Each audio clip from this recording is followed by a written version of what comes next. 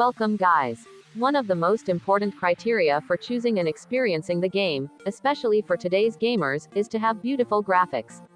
Many AAA titles do this and can handle it well, but few manage to draw new graphic boundaries and standards and are carved into minds. Following this video, we dealt with 10 games that had stunning graphics at the time of release and passed them in front of the eye. Outrun 1986. It can be said that Outrun was a revolutionary and unprecedented work in almost all respects. The linearity of the game, its soundtrack, its arcade driving and charm, and, of course, its wonderful graphics. Even today when you look at Outrun, you'll notice a huge difference in graphics with the rest of the titles of your time. Staying beautiful after about 30 years is not something that any game has been able to do. The 3D model of the game, along with its eye-catching scenery, are very atmospheric and beautiful, far from today's standards. Some of the game's fine details, such as the shaking and turbulence of the player's hair after hitting the wind, are still memorable, making Outrun a title apart from time that will never be forgotten. Sonic the Hedgehog 1991. When the consular battle of Sega and Nintendo was at its peak in the 1980s and 1990s, Sega's greatest strength was the device and console stronger than its rival. Sega knew that it wasn't easy to get into a twig with Nintendo and its bright titles, and that despite Mario, it was harder than ever. But Sega didn't fall behind the troop and decided to show Mario slower and older with his new product.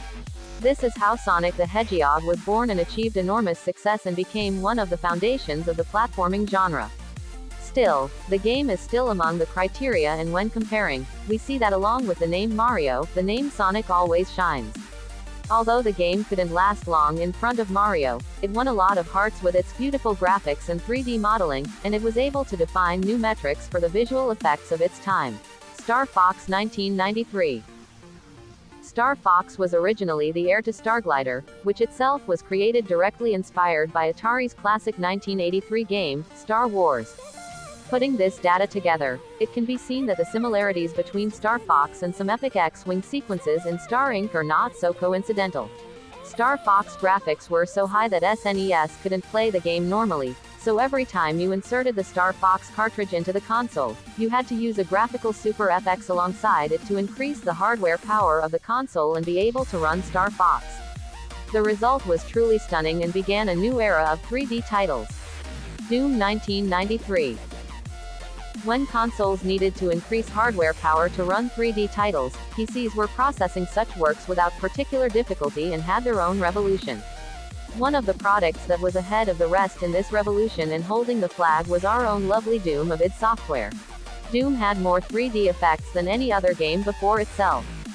The game environment had different textures, not limited to horizontal textures, but also vertically processing the environment, and its unique lighting helped to make the game more atmospheric.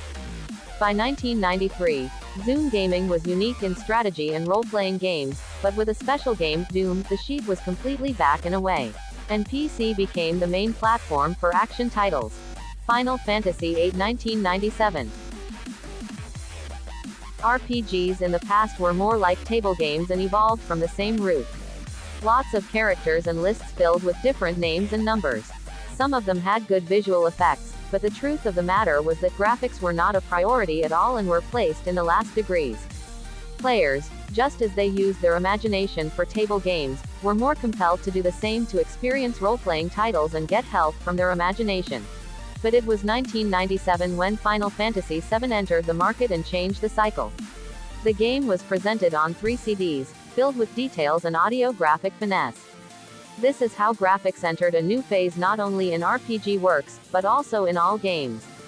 Some may not be very satisfied with fixed and non-animated drawings or in-game FMV and say that this graphical improvement does not count, but combining the same with the game engine ultimately brought a very beautiful experience, both in terms of content and appearance, that was immortalized in history. Gran Turismo 1997. Exactly the same year that PlayStation proved with Final Fantasy VII that it can take audiences into imaginary worlds and do it better with its new device than anyone else, Gran Turismo also entered the market to offer a new level in realistic graphics. Perhaps by today's standards, Gran Turismo cannot be visually so successful. But given the timing of the game's release, the creators' claims that their product was called a real driving simulator came true and were able to accomplish its mission. The title featured 140 cars taken from the real world, each simulated in great detail, and handling in-game physics at a high level. Self-driving and racing at Gran Turismo was a pleasure, but even looking at repeat races was a pleasure thanks to the beautiful graphics of the game. Shadow of the Colossus 2005. Even before the development of RMIC and Rimster games for the PS4, Shadow of the Colossus had high graphics and was known by the same tag. The art, animation, and mood of the gaming world were really great, but the graphics and visual effects were above the usual level and were in another loop compared to games of the same era. The game has neither dialogue nor screenwriting, no narrators, and even HUD is almost in attendance, but it still tells one of the most powerful stories in the history of gaming. Shadow Avenue Colossus is a masterpiece in the field of visual storytelling and owes much of its success to its extraordinary graphics. Crysis 2007. Crysis was more of a giant and graphic benchmark than a game. In 2007, Far Cry manufacturer achieved a game engine called CryEngine 2, and to understand the power of this engine, what better to do than develop a game with very few of the same days Doom were able to run and consoles could not tolerate it. Although it was courageous and risky, the end result also brought a good game, and on top of that, it set completely new standards for graphics so that all AAA developers would come to themselves or play according to the same standards, or fall behind the truth. Today, with more than 10 years to go, Crysis can still be compared technically and graphically to new generation titles. The Witcher 3. Wild Hunt 2015. The Witcher 3 is entering its 6th anniversary this year and is still considered one of the most beautiful games on the market, especially on the top-tier computers that turn the game around. The actors do their best to highlight themselves either technically or have something to say in terms of magnitude and breadth, but what Witcher 3 did was achieve both of these goals, so that it became a new benchmark for its own style titles and other genres. Witcher's world is beautiful from a distant view, as well as when you visit different landscapes and examine them closely. Combining these with superb character modeling and stunning animations brings an unforgettable experience for gamers that I don't think will be forgotten anytime soon, especially as there's not much left until the release of the 9th generation version of the game, and it's as if CDPR has exciting plans for this version. Red Dead Redemption 2 2018.